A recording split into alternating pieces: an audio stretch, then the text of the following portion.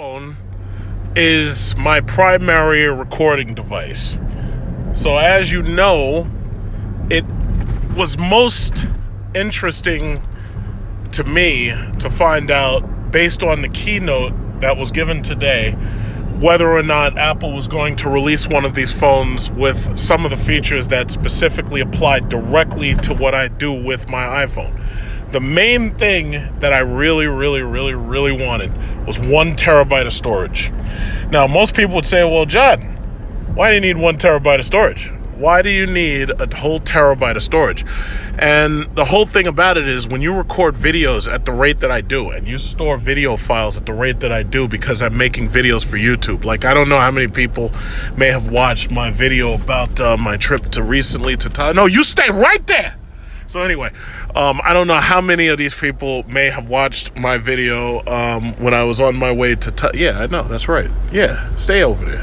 I don't know what do you think? Where you going? So anyway, you may have watched my video to Thailand, and you also may have watched my video recently on business class as I flew from, JFK to Manila on Philippine Airlines. So basically, the bottom line is, I need storage space. The only other thing that I can think of as far as a better camera goes is more zoom ability. Like, you see that plane right there? I can zoom in on that plane, but there's only so far you can get when you're zooming in. And the reason why is obviously because there's not these huge optics on these phones. Whoa, fuck! What the fuck is this guy's problem? What is it with these people? You saw that? So anyway, this guy's fucking crazy. What is this? BPJ B45. This guy's gonna get somebody in a fucking accident. Look at this. Look at this. He's up there trying to go all over the goddamn line. What is this? What the hell's wrong with this guy? What the fuck is wrong with this dude? Yeah, no, I want you to get in front of me. I don't want you anywhere near me, because this is a very expensive Jeep. I don't want you getting in front of me. I don't want you crashing into me or some shit. I don't know what's wrong with these people. Look at all this traffic. Where are you going? You see, so it's things just like that. That's the reason why I need so much storage space for my iPhone. So the, the leaks and the images for the iPhone 11 have been all over the internet. And basically they're saying, oh yeah, this thing's going to have 3 cameras. And some people are saying it looks ugly. They said it looks like a wart. But it's funny because most of the brand new ideas for these smartphones were flops. Like, for instance, the Galaxy Fold was a complete failure, and they didn't even release the damn thing. They only gave it to the testers, and the testers basically said this thing's a piece of shit. And that was the Galaxy Fold. The Huawei Mate X has issues because there's like an embargo on Huawei products. And then on top of that, there's an issue that some people were having with the Galaxy 10. They're saying that if you touch the sides of it, the Note 10 anyway, they're saying you touch the sides of it, it registers inputs poorly and this, that, and other, and it has misinformation when you touch the sides. And most people were saying, yeah, it's an incremental upgrade. But my thing is, first of all, in my opinion, I've already said this, Apple stands alone. iOS can't be used by anybody else. And because iOS cannot be used by any other company, it stands alone. And in standing alone, that basically makes it so that no one else can run iOS except for Apple devices. And therefore, we'll never actually get any real true benchmarks. Like, you'll never have 2 Galaxy 10s, one running iOS and one running Android. You'll never have 2 iPhones with one running Android and one running iOS. There'll never be any real benchmarks. So these things, as far as I'm concerned, they don't compete against each other. Samsung's phones compete directly with LG's phones, and now that the Chinese phone makers have copied the hell out of Apple, where you have cell phone makers like Huawei, Oppo, it's like even ridiculous that they're allowed to name a phone Oppo, because you know what they're trying to say. They're trying to say, oh, you want an Apple phone? Oh, we got Apple phone. Oh, so we got Oppo phone. It's disgusting. But copyright infringement, trademark infringement, it's like, that's what we basically have had to deal with up until this trade war. And we've just sat on our backs and laid on our backs and taken it up until Trump got into office. So anyway, Huawei and Oppo have caught up, and they're making devices that aren't complete dog shit. So all of these poor people in Southeast Asia and all these poor people in Asia, and even the rich people, the people in the middle, all of them have an option that they normally wouldn't have had, because Samsung phones were so expensive that they wouldn't have been able to buy most models of them, like the Galaxy models. They'd have had to buy the J6, J7. And then the other makers, I mean, a lot of this stuff is very, very, very pricey for the person who only makes less than $5,000 a year. So bottom line is this.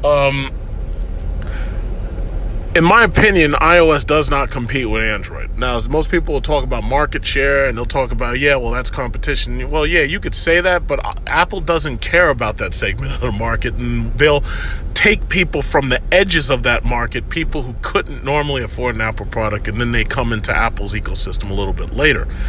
So the thing about it is, as far as I'm concerned, Apple really does not compete. They compete with each other. All the Androids compete with each other. And because all the Androids compete with each other, there's less space for profits. Apple snatches its profit because they make a product that people want. These Android makers have to do battle with each other in order to keep you from taking your business across the street from Samsung to Oppo. Apple doesn't care whether or not you switch from Samsung to Oppo, and they know that more than likely you're going to switch from Samsung to Apple if you can afford it, and if you're willing to accept the security and the rigorous standards that they put on their devices that other phone makers don't. Because Android, is a little bit looser, and you can do things with those phones that you can't do with an Apple phone. But my bottom line is, all I really wanted was 1 terabyte. It doesn't make sense to me to buy a new iPhone if I can't upgrade my storage. And I was really, really hoping that they would have the 1 terabyte iPhone, and they absolutely did not offer it. Yeah, these people, this is the problem. When these people, when they start getting antsy and shit in this traffic, that's when they get dangerous. See, what I like about this Jeep SRT is all I do is I throw on that adaptive cruise control, and this thing automatically keeps pace with the next guy. So the thing about it is, you just hit that resume button and boom, you're right back on him. I love that. It's like every car should have that, and I'm very angry with FCA that the Hellcat did not have that feature. Adaptive cruise control and front sensors, that should have been standard on even the Durango offers it. So, again, I wanted to upgrade my storage. And if I can't upgrade my storage, there's really no point in me upgrading my phone this year. So if Apple comes out next year and they offer a larger storage, like they offer a 780 or 1 terabyte, that's when I'm probably going to buy it for myself. But other than that, it doesn't make sense, because I already got a 512 XS Max. So it really, in my opinion, doesn't make sense to upgrade to the 11. Now, as you know, I have a brand new Apple credit card, and that thing's got a freaking $10,000 limit. I got cash, so if I really wanted that iPhone, I could pay for it like that, or I could just use YouTube money. But I'm very disappointed that there's no 1 terabyte. A lot of people, like I watch Painfully Honest Tech, and I watch a lot of these tech bloggers, and they're talking about, oh yeah, the smartphone is dead and the smartphone's dying. The smartphone ain't dying. The problem is that right now the incremental upgrades are just too small. Like, Apple, as far as I'm concerned, their climax was the iPhone 6. Once they put that big screen on the iPhone, and they made the iPhone 6 and they made the iPhone 6 Plus, those things were so big that everything you loved about iOS, you were able to get on that big screen, and you didn't need to buy an iPad to do it. So as far as I'm concerned, Apple really made their climax with the iPhone 6 Plus. That's where they really climaxed. Everything after that has been an incremental upgrade, with the exception of waterproofing, because that's actually a feature I really like. Now, most people complain that Apple took out the headphone jack. Me personally, I don't use the headphone jack because I use Bluetooth headphones, or I use a Bluetooth speaker in a car, or I use a Bluetooth speaker in the bathroom. I don't use the headphone jack. So for the people who really did, I mean, they still make iPods, and the easier thing to do is just buy an old iPhone, and you get 128 gigabyte or 256 gigabyte, and that's a pretty damn big iPod. And you can get one like iPhone 6 that actually has the headphone jack. But in my opinion, it's like they really, really made the perfect phone, in my opinion, was the iPhone 7 because of the waterproofing. And I guess you could also argue the iPhone 7 and 8 were perfect. The XS Max that I'm holding, as far as I'm concerned, is perfect. But if you're a person who was stuck with the headphone jack, then yeah, you're probably going to still have a 6 or a 6S Plus or a 6S. 6 Plus, 6S Plus. And that's because you got the headphone jack, you have a big screen. So as long as you never had to put your phone underwater, or as long as your phone never enters the water, you're fine. But the iPhone 7, because of the fact that it could submerge into water and not destroy itself, that I really, really liked. So here you are with this iPhone Pro. They're trying to talk about how great the camera is and how you can set up studio quality DSLR camera recording and everything with it. But that's not actually something I feel I need. You know, the reason why I'm holding this camera right now and taking this video is just so you can see just how, good the 4K 60 frame per second image quality is off of this camera on the XS Max. And my thing is, again, all I really wanted was 1 terabyte. That's all I wanted. I don't even care if it costs $2,000. So as far as I'm concerned, the only thing that I might buy is an Apple Watch 5, because I don't have the Apple Watch 4, and the Apple Watch 5 is new. So the thing about it is you get the EKG scanner, and you get a couple of other upgrades, like probably battery and this, that, and the other. So I'm interested in that. The Apple Watch 5 is something I'm probably definitely going to buy. But the new iPhone, I'm really not feeling it that much. But these people are talking about smartphones dying. The thing about it is they're not dying. It's just that, again, they didn't offer enough this year to justify that upgrade.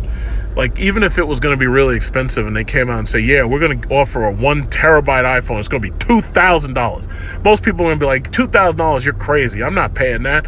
Yeah, you wouldn't pay it. But somebody like me who actually needs that 4K recording and needs that kind of space, I'd definitely buy it. Definitely. Absolutely. I would definitely get that. And in fact, had this XS Max offered 1 terabyte, I would have bought it then. But I'm pretty sure that they're waiting to upgrade from 512 onwards, partially because I think that they feel that the XS Max didn't sell enough 512s to justify offering the higher storage space, because I think they're selling storage space based on demand, and because there's only people like me and there may not be enough of them offering or asking or demanding a higher storage space. Oh, tore his shit. Yeah, that's right, homie. Damn. So anyway, freaking Honda Accords. So anyway, so that's basically that. It's like if I do buy the 11, I think what I'd probably do is wait until they change it and call it the 12, and then they'll have 1 terabyte of storage. But I'm definitely thinking about getting that Apple Watch 5, because my watch is older than the 4, and if I'd probably sell my Apple Watch, the one that I have. I'd probably sell this on eBay and just grab the Apple Watch 5. So that's like $400 or $500 or something like that. But that's just that. That's my reaction to the Apple event. And I think the last thing I wanted to say, which I should have said already, these companies that are doing everything they can to do annual releases of phones and trying to keep up with Apple, I think they're shooting themselves in the foot. I really think that most of these companies should settle for 1 release maybe every 2 years. And if they pour as much intelligence and design as they can into doing 1 release every 2 years, I think they'd get better results with their sales than to release 1 phone every single year, because eventually that's exactly what happens. You run into a problem where all you can offer is an incremental upgrade that's just not enough. That's all you really can offer. Like, for instance, the LG Stylo 4 and the LG Stylo 5. Is it really necessary to have one of those things like every single year? I really don't think so. But they're shooting themselves in the foot just trying to keep up with Apple, because ultimately Apple can afford to do that, and they have a better product management and planning than most other companies do. So if you're the type of company that's trying to do annual releases, I really, really believe that you're hurting yourself more than helping. So I guess that's basically it. So, on the computer, you just take a look and you see how much all of these things cost. And, some people absolutely saw it and want it. But honestly, I really think they're going to have lukewarm interest this time around. Like, how every time Apple releases a new iPhone, how they blow out sales for the last year? I really don't think that's going to happen this year. It might happen this year because of the fact that they have the Apple credit card, and they know that a lot of people won't be able to afford the new iPhone, or also because since 2 years ago they've been offering a payment plan where you just pay $24 a month and they add the cost of the phone onto your phone bill until the phone is paid off. Like, you're basically leasing a goddamn cell phone at this point. It's like a computer lease. But that's also a possibility. I mean, anybody, if you want one of these things, yeah, it's easy to get one. But my thing is, it's like, if I can't have all of the features that I want, in this case just 1 terabyte of storage, it's like, to me, it's like I just don't see the point in upgrading from my XS Max. And I have to say, this XS Max, and you could consider this a long-term 1-year review, this XS Max has been perfect. I went to the Philippines with this thing. I was recording underwater in the pool with it. I went to Korea, South Korea. I was able to record underwater with the damn phone. I went to I was taking videos and everything. They're beautiful. The quality was beautiful. It's like everything was perfect. And the thing about it is, this XS Max is just so good until it doesn't make sense to upgrade. Not until I get that storage size I want. Because 1 terabyte, man, if I had a terabyte of storage on this phone, I could store, I could store about 10 hours worth of 4K 60 frame per second video. So that's my entire vacation, like, chopped down to like 10 hours. And I know that, it kind of doesn't make sense to make vacation videos that long. It kind of makes sense to just edit them out. The thing about it is, when people watch the vacation videos, it's like a lot of people thank me for them. Like, I made one on Seychelles, and a lot of the people, they were like, yeah, wow, thanks for this video. This is such a nice video. It's so long. It looks beautiful.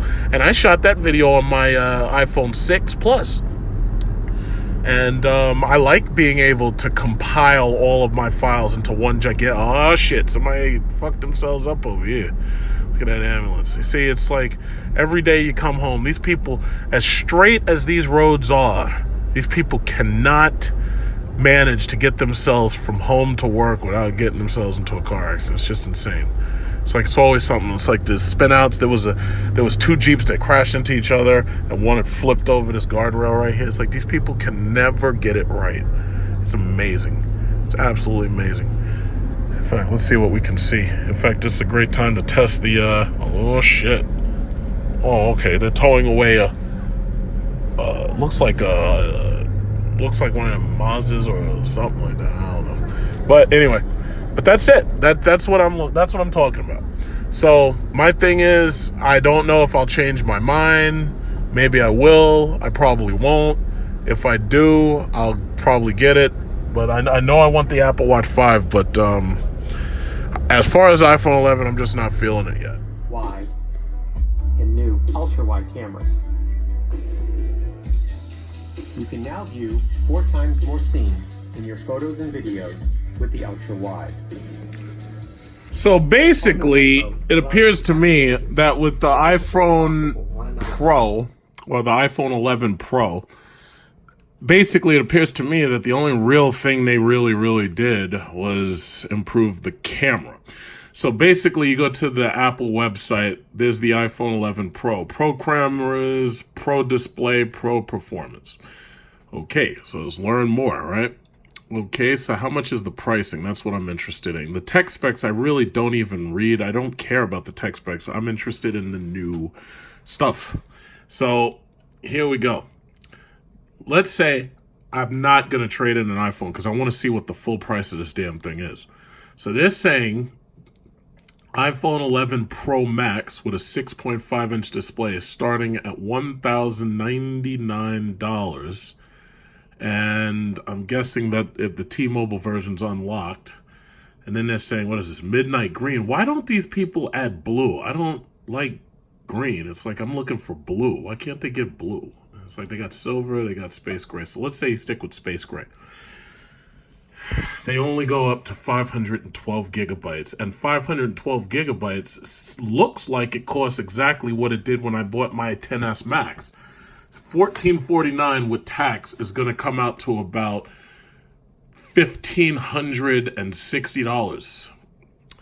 If you get the T-Mobile version right there, that's the unlocked. Oh, the unlocked SIM-free is the same. They usually sell these the same way. So this is $1,449. And that's it. So basically, that's all they basically said they're offering. So let's go back. Let's take a look at the tech specs and the overview. Let's see. So they have, the different finishes I don't really care about. I like having a big screened iPhone, so I would stick with my Pro Max, they're calling it now. So the XS, the XS is gone, so now it's called the Pro Max. And it's basically the same exact price. Okay, 6.5 inch. They still have the same size notch. They would, all these YouTube videos, they said that these guys were supposed to have a smaller notch this year. Not that the notch really bothers me. Honestly, I don't care about the notch. I've never actually been using the phone and was like, oh God, I wish this notch wasn't here. It's like, that is something I really don't care about. And considering the equipment that there is in there for that FaceTime camera, it's not really a big deal. But that's basically it. So video recording, 4K, 24 frames per second, 30 or 60. And then you have up to 60 on 1080p naturally. I heard that there's a slower motion zoom that's a higher quality zoom when it's in slow motion. But basically, that's it. I mean, they're talking about dynamic stereo and everything. And then I guess what I'm going to be doing is watching a couple of some of these people who pop up in my subscription feed. And I'm going to see what they think about the thing. But basically, that's really all it is. It's a better camera and that's it. I mean, I'm pretty sure they wanted to, oh, well, it's all new and it's got a better chip-on system and all that shit.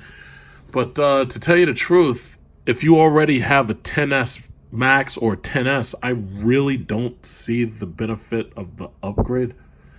So something tells me I'm going to be waiting until the iPhone 12. Because the thing about it is I'm not very excited or moved. But I'm going to watch some other people. I'm going to see what other people had to say because I know there's going to be reactions from Taylosive and from Painfully Honest Tech. And I know most of them are going to probably say exactly what I'm saying. They're probably going to say, oh, well, it's just an incremental upgrade of the camera and the rest of the thing is just ho-hum. It's like a better CPU, better memory. But for the most part, it's going to be like, I could just imagine most people are going to be like, oh, yeah, well, it's got better night mode. Ooh, wow, cool. But, it's like, some of these reviewers are saying that the smartphone is dying and everything. The smartphone's not dying. It's just that this annual upgrade thing that they've got us on doesn't make sense anymore.